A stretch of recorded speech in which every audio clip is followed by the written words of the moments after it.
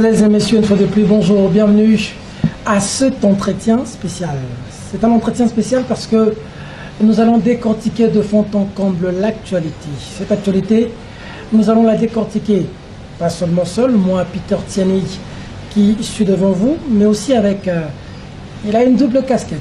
Il est confrère journaliste, l'un des meilleurs d'ailleurs que vous connaissez assez bien, mais aussi député national. Lui, il vient là où il y a le problème important du pays et le problème qui demande des réponses et même des précisions pour la population congolaise. Les uns l'appellent Mwana ya Mokolo Lopango, les autres l'appellent Elio, honorable. C'est spécial, je disais que c'est spécial, justement parce que moi et l'honorable, nous recevons aussi une honorable. Elle avait levé l'option de faire une démarche pour voir clair. Vous savez qu'aujourd'hui on parle de l'état de droit, sur le financement de l'État, et aujourd'hui tollé général sur les incidences de sa démarche. Elle, c'est la sénatrice Bijou Ngoya. Bonjour madame la sénatrice. Bonjour monsieur Tiacham. Comment vous allez? Oui, ça va, très bien. Est-ce que vous avez vu Mwana Lokolo Lopango? Merci la monnaie Mwana Lokolo Lopango, honorable. Un mot, les amis. Non, bah, tout ce pays qui a échanger parce que l'envoyé député, lobby du moins Mouazanga Matoui, tolalité, réseaux sociaux, ils ont atteint ils ont machine ou distribution, ou il y a cause en bon. En cas je ne comprenais pas sincèrement. Et puis, Bijou Ngoya, la sénatrice, moi je le connais, il est billet quand même. Qu'est-ce qui s'est passé? On attendait. Nazalika comme on a photo, nazoyo kanan teni neleki. Na butu na yeko mona vidéo. J'ai pas compris. Na moni ti nazolo. Na live na la muki na moni ezongi. J'ai dit non. On doit entrer en contact avec elle. Toi d'abord, qu'est-ce qui s'est passé réellement? Nini et Salemi parce qu'elle a fait 12 ans avec Kengo en tant que sénatrice. Lelo Oyo ya sika ibandi, biso peto bandi na chambre basse, il faut tout rappeler na batute. Bango, babenga ka bango, la chambre des sages. Chambre haute. Pas seulement haute, mais bato maye. Donc, bato boignan, s'il faut peut-être le dire, parce que sagesse c'est ça. Alors, tout le monde y a un incident de tout le monde. Tu as quand même dû changer, qu'est-ce qui s'est passé? D'accord. Honorable, qu'est-ce qui s'est passé au Sénat? On voit les vidéos. On voit le président du Sénat, on met le pied dans le plat, s'attaquer violemment, on va décortiquer de fond de comble. Mais peut-on savoir aujourd'hui comment vous en êtes arrivé là? Qu'est-ce qui s'est passé? Merci beaucoup Peter. Comme vous le savez, ça fait 12 ans qu'il y a dans la Sénat. Je crois que les démarches, il y a Oyo sénatrice à Rokiko Sala, Oyo parlementaire, Rokiko Lubaka sénatrice parlementaire. J'ai adressé une lettre à notre bureau du Sénat pour l'éclaircissement et la réhabilitation à notre hémicycle. C'est dans nos prérogatives en tant que sénatrice. Lettre Wana, je crois que c'est ça, parce que la lettre s'est retrouvée dans les réseaux sociaux. Vous savez, de nos jours, on ne sait pas maîtriser les réseaux sociaux. J'ai envoyé mon assistant pour aller déposer la lettre parce que, vous le savez très bien, c'était le 15 à la rentrée parlementaire. Nous tous, qui ne peut pas être content de voir comment est-ce qu'on a réfectionné notre hémicycle. Alors, dans le discours, il y a un thème. À l'oublier mon coqueur. Un thème, c'est Alexis Tambo. Alexis Tambo, notre président. Et mon discours, il a dit que la réflexion de notre hémicycle est respectable qui va donc les strictes les procédures et la passation à marché. Mais ce qui m'a mis quand même, j'ai eu cette réflexe la politique, c'est quand le président a dit que à Pesiba instruction la première ministre pour dire que les respecta qui procédure normale, il y a passation des marchés, et que le Premier ministre a fouta sur rubrique investissement du Sénat et que lui-même y veillera. Alors c'est pour cela que j'ai pris cette réflexion et réflexe en tant que politique. J'ai dit, bon, si la procédure a été respectée, moi je suis quand même de la commission ECOFIN, parce qu'il devait quand même procéder, c'est nous de l'ECOFIN, Toyeba, Dengenini et les Kaki. Mais peut-être, Nazala quitté, que je m'approche quand même auprès du bureau pour Toyeba, Makamundenge et Zalaka. Donc, eza nango exercice nango parlementaire. C'est ainsi que n'a commis en tant que parlementaire, je ne fais qu'exercer mes droits. Natindelier, je crois que la lettre est là. On a déposé ça quel jour? Lundi, hein? Le mardi. Et quand on a déposé la lettre le mardi, j'étais chez moi. Le mercredi, directement, je commençais à recevoir aussi la lettre dans mon téléphone sur les réseaux sociaux. Alors là, je me suis quand même indignée. J'ai appelé directement notre rapporteur, M. Kaumba, pour m'indigner, pour dire que non, ça ne peut pas quand même se passer comme ça, parce que je suis en train de voir ma lettre dans des réseaux sociaux. Et pourtant, c'était censé que la lettre se retrouve au bureau, hein, jusqu'à ce que le président a fixé jour, il y a réponse, parce que dans notre règlement intérieur, article 195, le président avait 7 jours pour me répondre.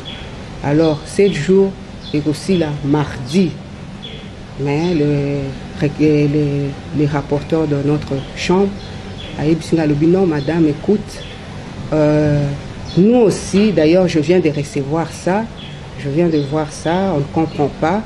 Laisse-moi te rappeler, on va voir ce qu'on va faire, on va mener des enquêtes. J'ai dit, ok, ça va. Parce que je me rappelle, les lendemains, la veille, le lundi, on était en plénière. Et le président, c'est vrai, s'est plaint parce qu'il y avait notre ami Bakomito aussi a adressé une lettre au Premier ministre, mais malheureusement, la lettre s'est retrouvée dans le média et dans des réseaux sociaux. On en a discuté au bureau et le président a dit donc prochainement, nous devons faire attention. Mais le lendemain, j'ai retrouvé aussi ma lettre dans des réseaux sociaux. Alors, j'ai dit, ok, ça va, il n'y a pas de problème. Quand le rapporteur m'a répondu comme ça, on a dit, ok, il n'y a pas de problème, Nazozé là.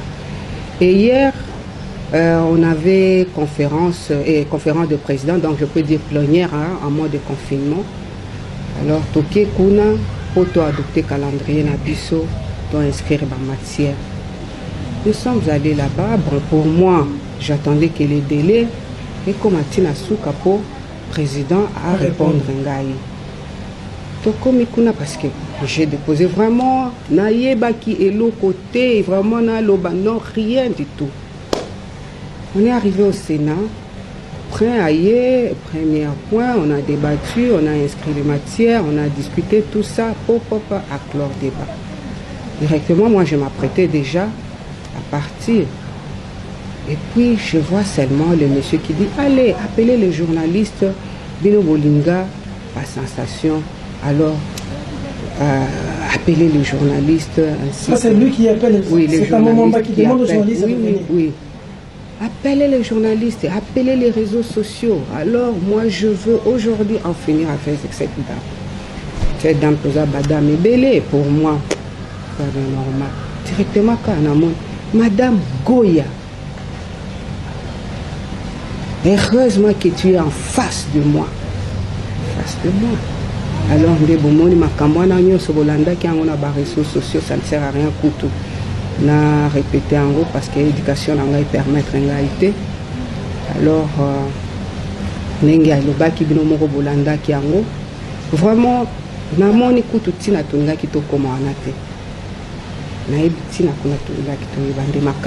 vraiment, c'est ce que moi vraiment, à moins que peut-être il y a un à votre avis, qu'est-ce qui justifie cette réaction, cette attitude de Tambo Mamba? Moi, je ne peux pas vous répondre à sa place parce que moi, je ne fais que mon travail. On a adressé qui est lettre problème nayebi comment est-ce que ça se passe. Moi je n'ai pas besoin ya nani plénière chaud parce que ça fait quand même 12 ans sensation na kokende nango wapi pona tia na réseaux sociaux ou bien j'interpelle parce qu'ils ont nango exercice parlementaire. Pour moi je pense que c'est normal, ils ont exercice nango normal. L'argent pour la réflexion, mais je ne sais pas. Le montant, on parle de 4 millions. Oui, bon, je ne sais pas si c'est ça. Donc, ils ont dit c'est parce qu'il y a un salaire qui marchait. Voilà, c'était. Mais donc, il fallait y ait aya à éclairer lanterne de Nabiso. Il fallait y ait aya à yebisi biso à lobby, voilà. Parce que ngape na yebite. Ye a yebi ango. Ayebi comment est-ce que. Parce que moi, je suis parlementaire. Loko na sala qui démarche wana na côte ici. La lettre pour demander des éclaircissements. Procédure demande qu'il y ait ceux qui a recevoir lettre. Il y a une plénière. Parce que na yebisa qui est ma mikanda, ceux qui vont moni très bien na mikanda, les ana biloko oyo na senga qui na procédure, oyo na yebite. Yende a yebi. Il fallait aya na ba papier oyo exactement comment est-ce que ça s'est passé parce que quand même c'est l'argent du contribuable. Aya a expliqué biso et puis voilà quoi, on a déclaré nangai si le débat est clos ou bien ceux qui n'ont pas satisfait. C'est ça vraiment ils ont qui démarche nangai. Bon, maman Bijou, na dingi na iba mobuté na yokiné molobi parce que balobaka na français que nous apprenons des autres, nous apprenons aussi aux autres. Yosa sénatrice depuis plus de 12 ans maintenant parce que ça l'a été 12 ans. Lelo barelire yo oyewa nini yango oyo mona ki clarté et sali ke okomela tambo mwamba mukanda. Est-ce que ezaka pona une démarche parlementaire normale ou bien zakanda na yo ya ndenge ya sali lo paste pour que okoma pester ndeko Elizer eza ke nani Alexia salanga paste parce que ye moko kutu azalaki candidat bande ko kende ko senga na FCC. Si ça dépendait que de Alexis, nalingaki na kende na senga et soki oyoki alobaki yango très bien. Alexis na kende ko senga a soutenir nga ndenge nazaki besoin ya voix na ye. Na koyebisa ye teke ye asalanga passe parce que ye là Alexis là attendait aussi ba désigner ye abande ko senga pe ba pesa ye poste wana. Kanda je dirais que non, ils ont candidaté, ils ont jeu démocratique. Voyez que na mandat oyo eleka, na 12 ans oyo na sali na parlement, j'étais avec les grands de ces hommes, les grands de ce monde, les gens qui ont vraiment fait le nom de notre politique. Nous allons à 4 premiers anciens ministres, premiers ministres. Nous allons à 3 PGR de la République. Ba ministre ekutu kolobate tango j'avais vraiment na ebandeli wana na koti na Sénat na brigaka mandat tango AMP eza makasi na isoyongo akufa. Donc pour moi les jeux démocratiques nangai dans un tellement indépendante dans libre dans mon esprit à moi na kendeki nanga et puis toyaka kutu na Moïse Nyarugabo. Ils allaient à animosité mon côté, binomoko bolandaka à l'époque de Kengo. Ces gens-là étaient là, ceux qui n'a kendeki à lobby, n'a côté ça. Ils ont des démarches nango vraiment parlementaires. Ce n'est pas que nazala qui n'a idée moko parce que papa 12 ans avant dina Sénat wana. Ceux qui n'a vendu 12 ans na Sénat wana. Na ebi bakiti zalaki ya rouge, ya jaune, tina leto toye komona ndenge tambwe mwamba a komisi ndenge alobi soki Sénat ya Londres soki ni d'ailleurs ezalaki na bwakelaki passe moko ya kitoko poto jeter ba fleur parce que nanu tomelaki te pona hémicycle wana ezalaki nde occasion à s'expliquer soki ezalaki don soki ezalaki nini à expliquer biso poto loba voilà notre président qu'est-ce qu'il a fait parce que tobetelaka kengo maboko tango tokotaka Sénat bakiti ezalaka ya vert ti kengo ayeko transformer yango atie bakiti ya jaune ya rouge milo moko bomonaki yango mais époque ya tambwe mwamba soki pe a transformer yango je crois qu'il faut pe tobetela ye maboko mais namoni eloko moko te na lobi te na poser ba question ezala neti Et non, vraiment, ils allaient qui démarche. J'étais dans le démarche vraiment purement parlementaire. Maman Bijou n'a une chose. Parce que même Bijou tous à la chambre basse, vous avez député. Ce qui est là, notre président Janine Mabunda Nias a quelque chose. Il faut qu'on ait un processus, un budget, et voilà, d'ici que tu vends la bande et comme il boye, tout le monde a fait tout le monde.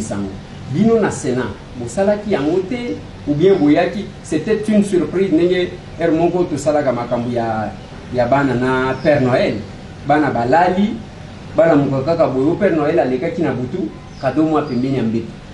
Ezalaki prévu, tout ezalaki prévité. Nini sali que et attirer plus curiosité na yo. Oui, bien de Elizer ndenge na ebisio.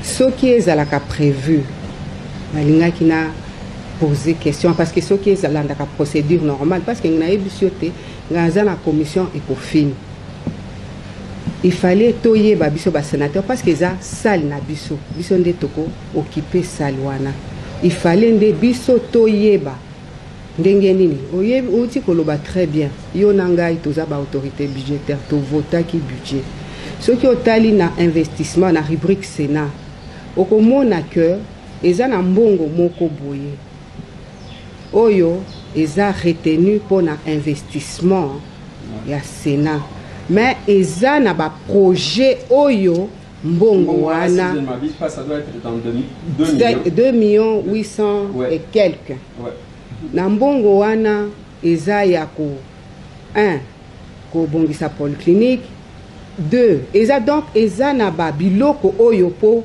Badotaki biso oyo c'était retenu dans notre budget pour l'exercice 2020. Mais maintenant, nengenga na monaki. Réflexion, il y a nani, il y a hémicycle na biso, ce qui est une bonne chose.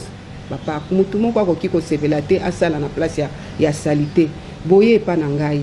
Ndengeni na revendre pa nanga na kende ko sala place ya mabe. Biso nyoso to sepelaki. Mais qui n'était pas prévu dans le budget. C'est là où on a tout habité parce que na moni budget oyo réflexion ya hémicycle na biso et ses dépendances ezate yango na tata a expliqué ngai ndenge nini tokofuta ngo lokola nazana ECOFIN même si tokofuta yango même si mutu a préfinancé mais tokofuta kaka tokofuta ngo dans combien de temps parce que eza mandat eza carrière te tata wana bayokana qui a préfinancé qui yango soki loko les ana budget te dans combien de temps toko foot et soki wana investissement et sili oyo donc toko privé ba biloko wana ezalaki retenu ou bien to fouti oyo c'est ça le problème c'est lui en tant que papa donc il fallait ayande ko éclaircir ngai c'est ça le problème donc ezalaki makambo boye na bote donc ils allaient qui a ma camboya. Bon, le critère à l'India Jamaloba, mais la ligne tout na maman Bijou.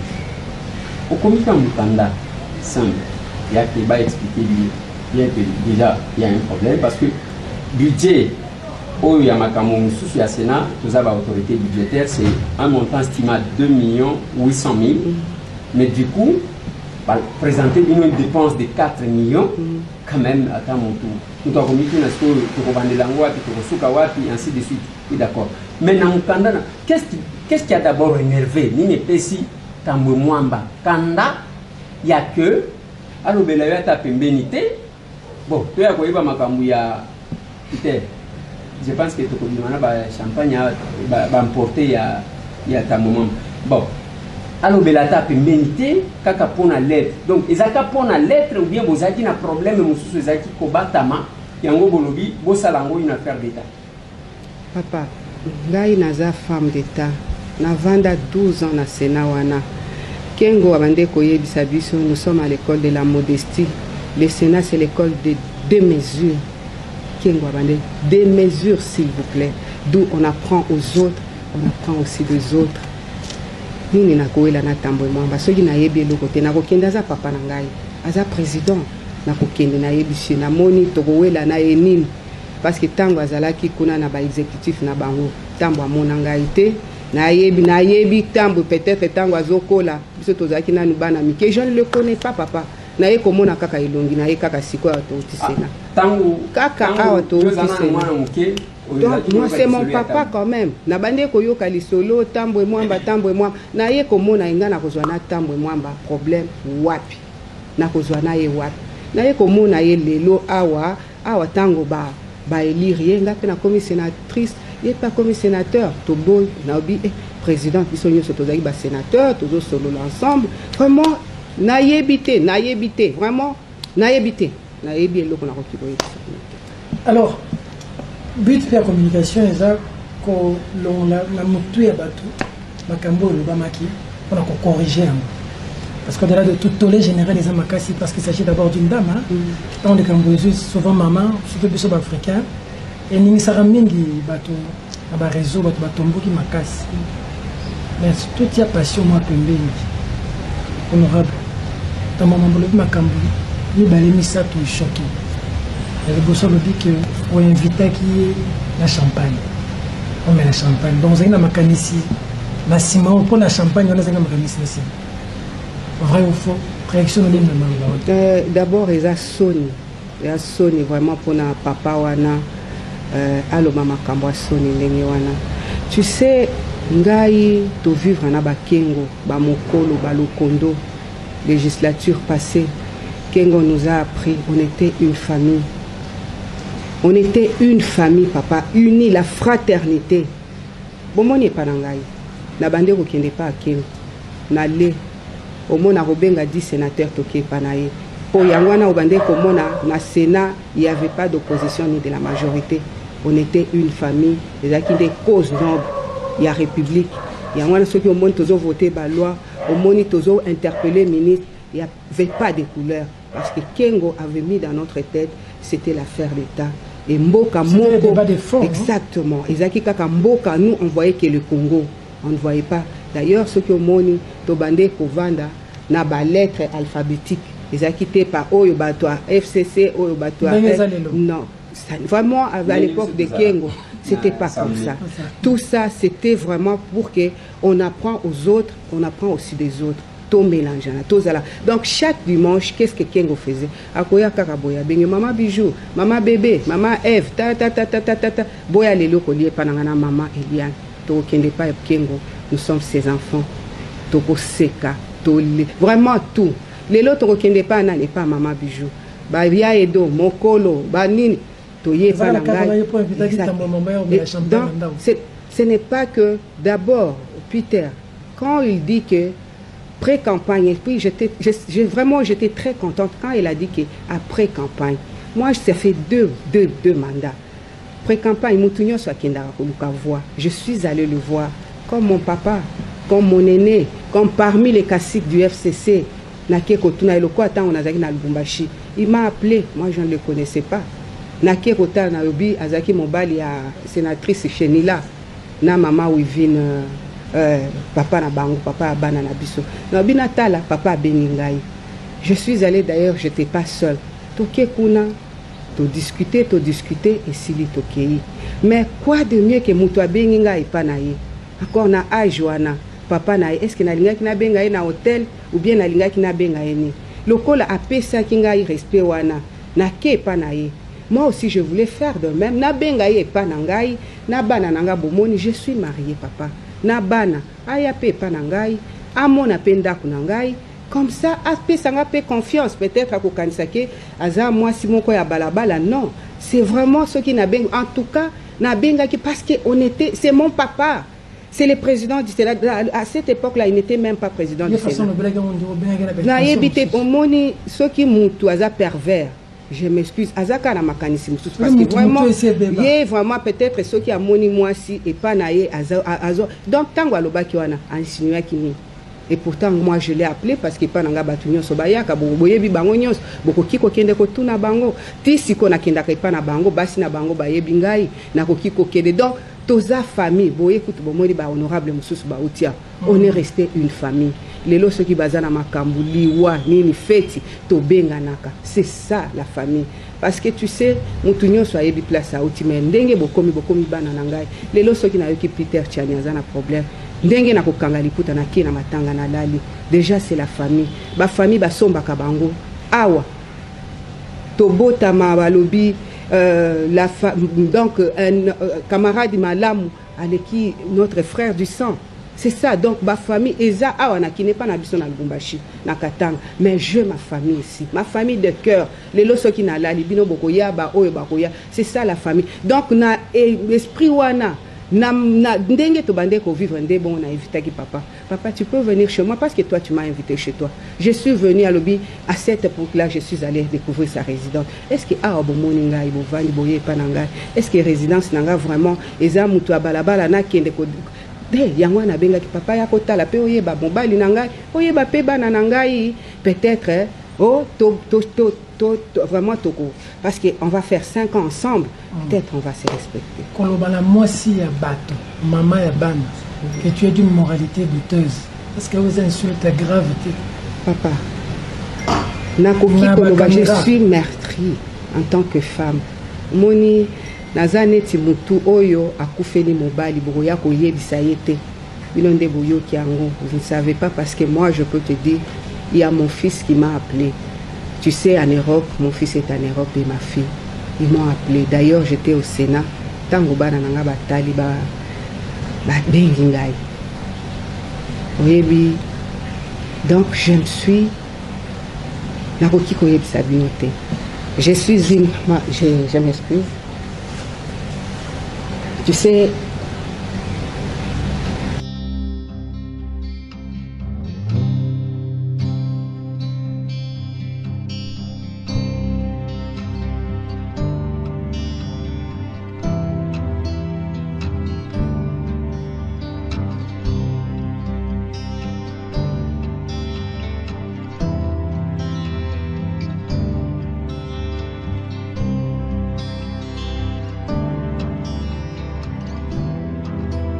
qu'est-ce que vous comptez faire par rapport à ce traitement dégradant qui ne dénote pas d'un homme d'État dont a fait preuve celui qui est le président, comme les venait de le dire, de la Chambre des sages, mais qui a fait preuve d'une bassesse inouïe? Ce que je compte faire, d'abord, je suis parlementaire. Et je lui ai adressé une lettre, il doit d'abord répondre. Parce qu'il faut comme sa procédure, parce que nous sommes quand même les législateurs. Il faut accompagner la lettre à répondre à répondre pour tout clore débat si je ne suis pas satisfaite ou bien je suis satisfaite. Il faut à répondre. Les places Tozali. Donc il a répondu, il n'a pas répondu, mais délai la délai aussi là jusqu'à ce qu'il va me répondre. Moi je veux. Parce que dans un devoir, il y a redevabilité. C'est l'argent des contribuables, papa. C'est de l'argent, c'est toujours l'état de droit. Il y a un état de droit. Si nous voulons contrôler les gouvernements, les entreprises, et que nous ne savons pas contrôler, il y a des casseroles qui traînent encore. Mais comment est-ce que nous allons prétendre contrôler l'entreprise? Non. Nous devons être des modèles, nous devons prêcher par l'exemplarité. Vraiment, moi je veux, parce que wana amemanga na ba débat ya kanivoté. Parce que akolobandenge a lobby wana lobby wana ça n'engage que lui. Je n'entre pas parce que mon éducation ne me permet pas. Mon éducation ne me permet pas. Je suis vraiment une mère, j'ai des enfants. Mon éducation vraiment ne me permet pas na kota na ba débat ya kanivo. Na koti sa Sénat na biso na kanivo wana kengo même ba sénateur oya kala oyo ba ko pardonner ngai te ba ko pardonner kangai jamais parce que notre Sénat était comme ça. Mais ce qui a meminga na kanivo menga na kokota na kanivo wana te na kokota akozwa ngai te et loko na sengi à répondre. C'est simple à répondre ngai ce qui a répondre ngai et que si je ne suis pas satisfaite procédure Moussous et Rolanda, mais pour le moment, na ligne à répondre, c'est tout.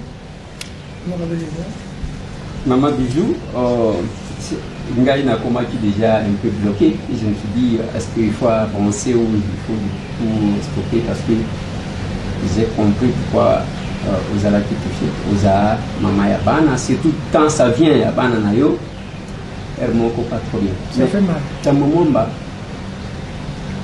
alobi te ke yo moto a traité yo lokola mwasi oyo il y a moralité et légère alobi FCC bisika memaki candidature na il sanga relation na bino ko na kati ya FCC parce que au meli quand même relation na bino na kati ya FCC ezandenge nini et position na yo par rapport ya FCC bozali ndenge nini parce que Tambwe Mwamba n'a fait que rapporter oyo baloba na ye babetele lisolo to mona kana kinga kati ne bokenda ko chaka mulongo to ka ke kuna réseau de kakate ne bo chaka mulongo soki balobi à gauche à droite à droite alobi kuna tango amemi kuna na kinga kati soki na kinga kati soki eza kinga kati ou bien jelem habité nde bakenda ji koloba ke yo ko quitter par rapport ya ezali evangeli na yo alors relation na yo na famille politique na yo ezandenge wana eza parole ya Tambwe Mwamba comme FCC wana ye moko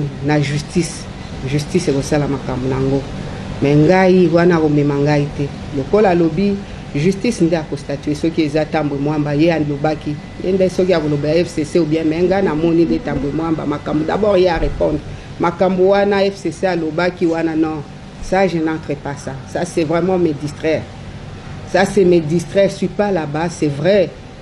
Justice et ça la makamna mais hier à répondre ce sont des faux fuyants je n'ai pas besoin de ça maman bitu tant vous autant la justice on a comprendre d'abord na kati wana pour na ba poursuivre un sénateur ou un député comme moi il faut une procédure ba lever ba immunité tout ce que vous voulez mais yo za moi si nde place ngana zolo ba bande ko ba kolanda biso ba landa ba défenseur ya bana basi aux moi si aux aki omoko surprise il y a un candidat au Maki, mais tout le monde qui n'a Sénat ou un président, si Missou ya FCC le Kolayo, Bakosenga Yoke, Yoko Sakanana président, ainsi de suite.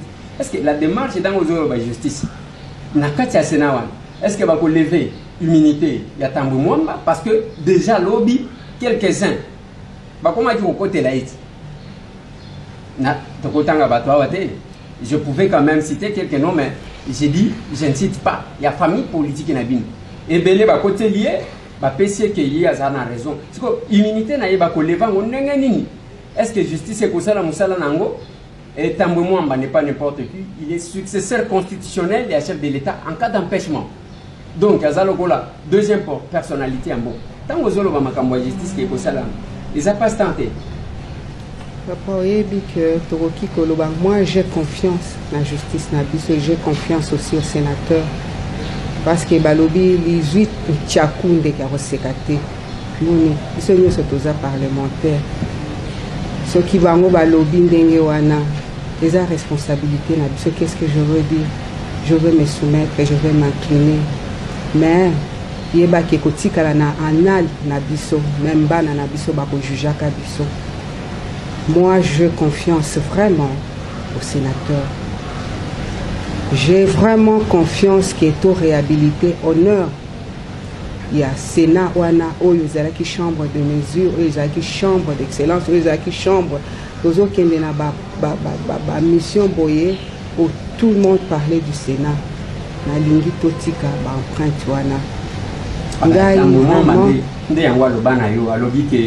ngana zo kende ko sala frité na zo kende ko tika ba empreinte na habiter ceux qui empreinte yango yo atiki on sait pas mais maman bijou na linyo ba kiselo comment après incident ya lui parmi ba kasik ba kambia FCC est-ce que ça quand même na mutu moko parmi ba responsable na zo lo ba membre de abenjo pona koloba ke en tout cas nous compétition na yo makambo alobi ils ont bisoté, ça n'engage pas FCC ou bien il y a silence radio? Non, j'ai eu vraiment beaucoup de soutien parce que tu sais, dans ma cambouille politique, nous on nous a appris, nous ne sommes pas des ennemis, nous sommes que des adversaires. Et dans FCC, j'ai des frères, j'ai des beaux-frères, j'ai des amis.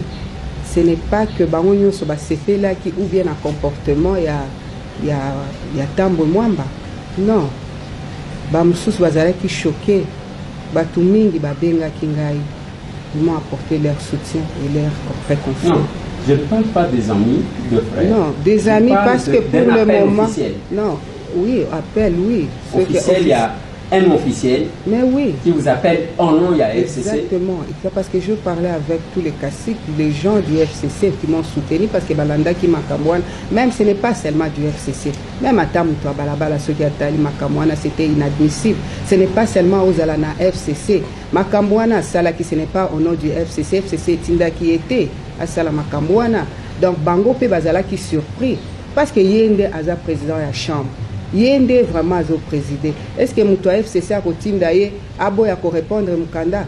Est-ce que Moutoua FCC a réaménagé l'hémicycle local à Lobaki et Zalaki Maloba ya pas ya campagne na ya Lobaki a pour réhabiliter en c'est bien biso nyonso toto sala ba campagne to kenda koyebisa ba électeur na biso soki bo votenga na kotonga nzela. Est-ce que c'est pour ça que na kotongela bango nzela na yi bambongo aleta na tongela bato wana nzela pona na satisfaire bango? Non, bato FCC batinda qui était wana zaki maloba na ye alobaki ce que les Zalaki don alinga qui a expliqué biso bijou eza don na pesa ki bino. Mais les bateaux FCC, mais nous restons quand même avec des relations et des humains. Ce n'est pas que Bango Baza FCC, Ganaza indépendante et que vraiment tous en rivalité. Non, ils m'ont appelé, vraiment les officiels du FCC m'ont appelé vraiment pour vraiment me témoigner leur soutien et leur compassion. Mais place nazo qui est là, maman bijou, nazo qui est là peut-être la dernière intervention nanga. Place nazo qui est là, nazo tala tambo moi.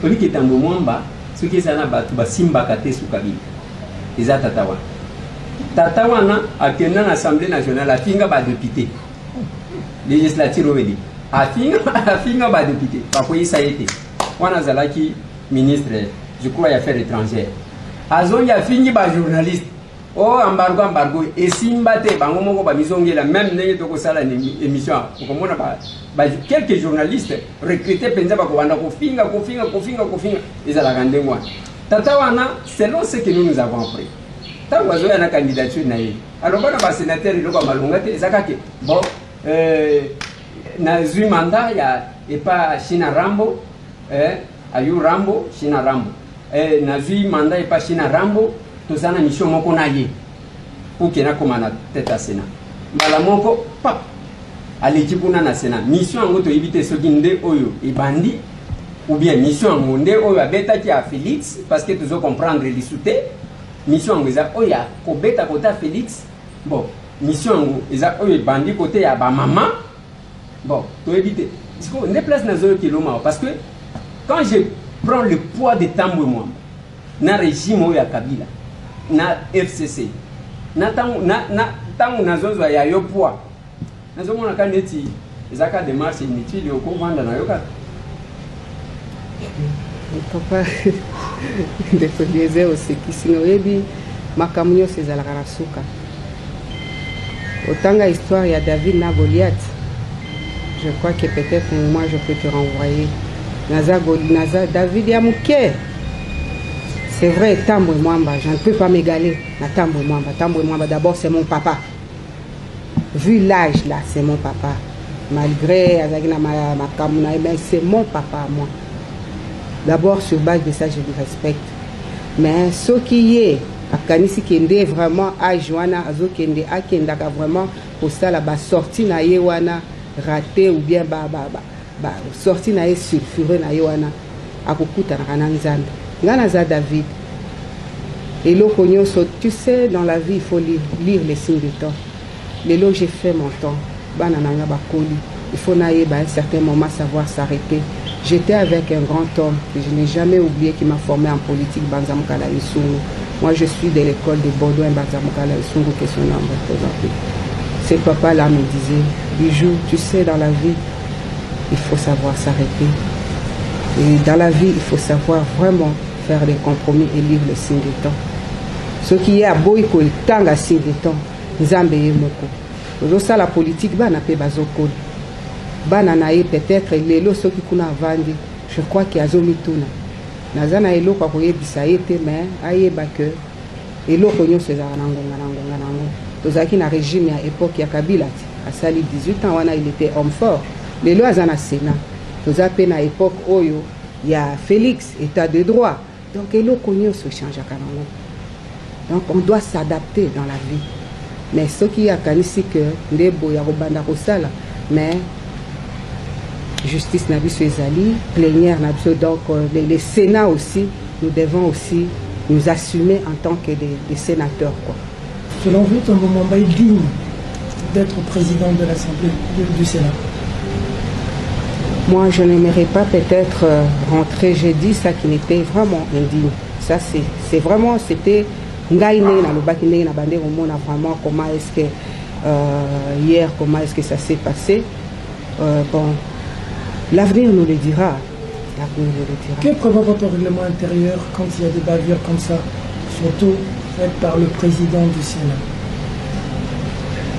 Je crois qu'il y a d'abord la commission des sages et il y a aussi la procédure d'aller à la justice parce que là, il y a là qui flagrance. Il y a là qui vraiment flagrance.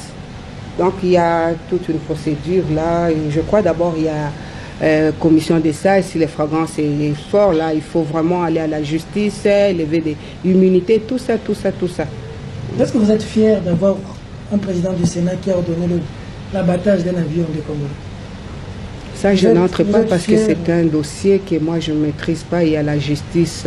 Il y a en Belgique jusqu'aujourd'hui. Ça a fait une interview, ordonné qu'on abatte un avion. Ça, je n'aimerais pas entrer dans son jeu. Ça, c'est son problème avec la justice parce que quand il a battu dans l'avion, j'étais pas ni dans l'FCC, ni dans l'RCD, ni quoi que ce soit. J'étais vraiment dans mon Katanga natal là, en train d'étudier à l'université. Vraiment, c'est à lui qui s'explique parce qu'il est là. Si la justice estime qu'il doit être ici au Congo et qu'on ne l'arrête pas. Donc moi, je ne peux pas faire un commentaire vraiment pour la justice. D'accord, nous sommes en train de chuter. Les gens pourra peut-être poser une question s'il le veut.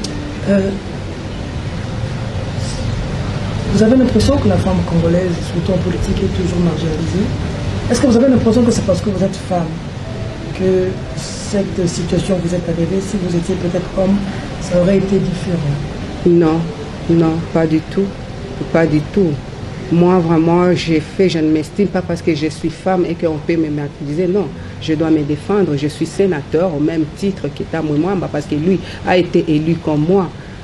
Donc, c'est à moi de me défendre. Moi, je ne peux pas vraiment marginaliser. Nous devons vraiment nous prendre, et avec tout ce qui nous arrive, je crois que c'est à nous maintenant de prendre conscience que nous sommes arrivés au niveau où nous devons nous soutenir pour faire face à tout ce qu'on dit de nous. Comment les enfants, après ça, comment ils vivent avec ça? C'est vrai, surtout j'ai mon fils d'ailleurs qui vient de terminer son université à l'ULB, il est en Belgique, c'est lui d'ailleurs qui m'a, moi je ne savais pas, c'était en direct, directement avec les réseaux sociaux, lui était là, directement il m'a appelé et voilà quoi, maman, qu'est-ce qui se passe? Alors quand là j'étais montée, c'est quand mon fils m'a envoyé les messages, là vraiment je me suis vue comme si on m'a dépouillé de quelque chose et que j'étais nue là.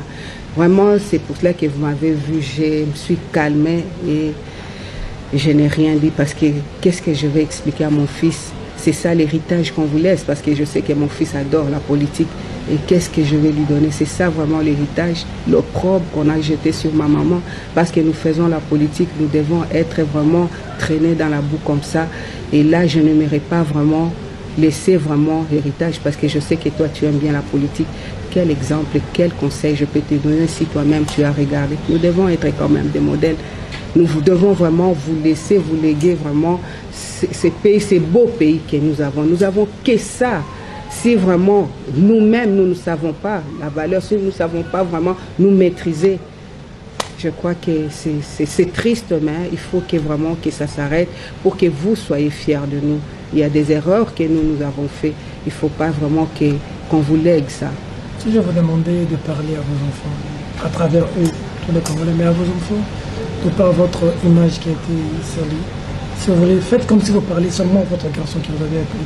Faites cet exercice à la caméra. Qu'est-ce que vous pouvez lui dire maintenant? Donc, je peux dire à mon fils que dans la vie, il y a toujours un martyr pour montrer la voie aux autres. Il y a toujours quelqu'un qui passe devant pour que les autres aussi puissent peut-être s'exprimer. Si c'est moi qui est martyr ou bien qui est mal comprise, pour que les autres prennent conscience, pourquoi pas? Parce que Je crois que c'est Chirac qui disait que la démocratie ici chez nous, en Afrique, c'est un denrée qui coûte très cher. Tu vois, si c'est moi peut-être qui va y passer pour que Tambwe Mwamba prenne conscience que tout ce qu'il faisait c'est mauvais, je suis prête à accepter que mon fils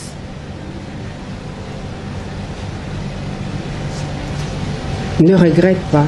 Je crois que est armé aya amona Congo nini oyo ezozelaye qu'il vienne, le Congo a besoin de lui. Ce n'est pas parce que Makambo et les Kaki que nous devons nous tutoyer sur notre sort. Non, par contre, ça nous donne la force d'aller de l'avant pour combattre les antivaleurs. Parce que c'est pas ça la politique. C'est pas la politique. La politique élève une nation. C'est ce que je peux dire à mon fils. Maman Bijou, tu as un souka. Otala kaka boye lokola ndoto parce bien que ngana dike tata wana kosala mote. Otala kaka boye lokola ndoto la muki. Atem nde boye ozobenga eti. Et c'est que c'est là tout le monde. Otala kaka boye Tambwe Mwamba changer bongoli mutema asengo bolisi. Au stopper des marches. Au stopper Kanda. Pour tourner page. Bien années. Admettons le rôle en d'autres, mais je sais que pour na esalima bon on a évité tatawa autant la ganeti le rôle en d'autres boye azongi moto asengo bolisi position na yo te papa aza moto yebi ngana za maman nakoki koyebisa yo te lelo ce n'est pas pour moi ngana koleka mais il faut image ya Sénat etika. Photo rehausser image ya Sénat wana akosenga nde bijou ngai maman sénatrice boya que je suis pardon mais pour na Congo na biso parce que il faut pas oublier Élysée makambo elekaki ezalaki entre ba sénatrice et ba sénateur otozalaki na mais c'est président du Sénat. C'est l'image d'une institution non pas mais République démocratique du Congo. Il faut tozala quand même exemplaire. Nakoki kolimbisa ye parce que ngana mona ki kutelo kwa gravité parce que naboya ko kita na bakanivo na ye naboya ko landa ye na bayombo na ye na sena boya ki mais le problème est que nous devons regarder nous avons que ça papa est-ce que torobanda ko kenda kaka ko koisa mboka na biso ko fingisa ka mboka na parce que c'est de Congo qu'il s'agit. De toi et moi on a appelé des appels de partout.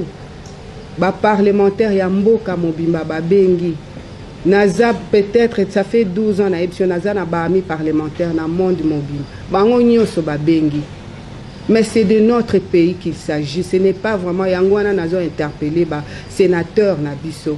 Ce n'est pas le problème de Bijou et Tambwe Mwamba, c'est le problème de l'opprobre ya mboka na biso nde oyo ngana koki koyebisa Bijou en tant que sénateur en tant que mou qui n'a jamais péché je peux lui pardonner. Mais il faut quand même toper ça le kumu na kiti wana Tambwe Mwamba vandi. Mais ma peine a bien fait les gens comme ça tiens que ba maman bazalaka qui violence faite à la femme. La femme a été humiliée mais na Sénat et le konga na zoko na Sénat après incident wana ta ko yoki ba caméra et kati. C'est quelques femmes bien sûr appuyées par quelques hommes. Ah bon? Ba kekuna pour na quoi pour s'attaquer maintenant na oyo qui n'a fait que se défendre. On vous a attaqué là-bas? Oui, et en voulant les descendre. Il y a côté Koloba na président que aux dignité. Donc, balongoli o nyoso wana no baki long etikali ya digne. Donc moi si on il faut pas bimisayer, il faut pas ça ordre. Donc c'est ça ce qui nous fait quand même très mal. Vous avez une unité les maman. On fait pas sentir bassi na Sénat ba maman. Le problème ce n'est pas question mutuna mutuba. Tu veux gagner pas patiner policier bimisangai. Bimisangai pour vous dire vraiment tout qui vraiment. Après ça quand on a policier bimisangai. Après qu'est-ce qui s'est passé? Bon, a quitté. Pour vous dire que ayebi eloko mon côté donc il savait pas ce. Bon makambo ya kozala ke tozaki kuna yango na ebisi bino kengo inculkaki biso yango. Soki ba misusu ba apuyaki président na bango wana mutuna mutu aza na choix na ye nakoki kokondane bango te loko olobi peut-être eza discipline ya parti, peut-être bakoki koappuyer na mabe na malamu, mais ce que moi j'interpelle seulement c'est leur conscience, c'est la République qui est vraiment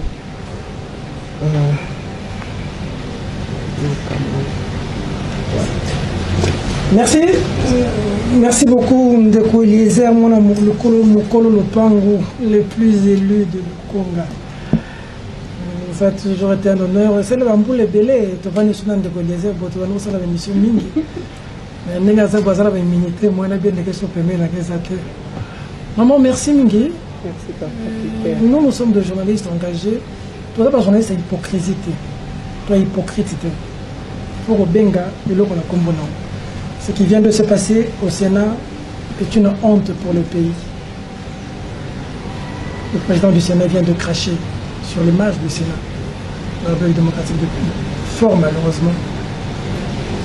Et nous osons croire que dans les jours à venir, le Sénat pourra redorer son blason thermique, parce qu'aujourd'hui, par rapport à tout ce qui s'est dit, même dans les réseaux, c'est la catastrophe. À vous et à toutes les femmes congolaises, vous avez le soutien de tous les hommes réfléchis et de valeur qui veulent un Congo beau, uni et prospère, comme l'a dit Lumumba. Un Congo qui va changer, comme d'ailleurs est en train de se battre l'honorable Eliezer Tambo à l'Assemblée nationale. Mesdames, Mesdemoiselles et Messieurs, cette émission est terminée. Au revoir.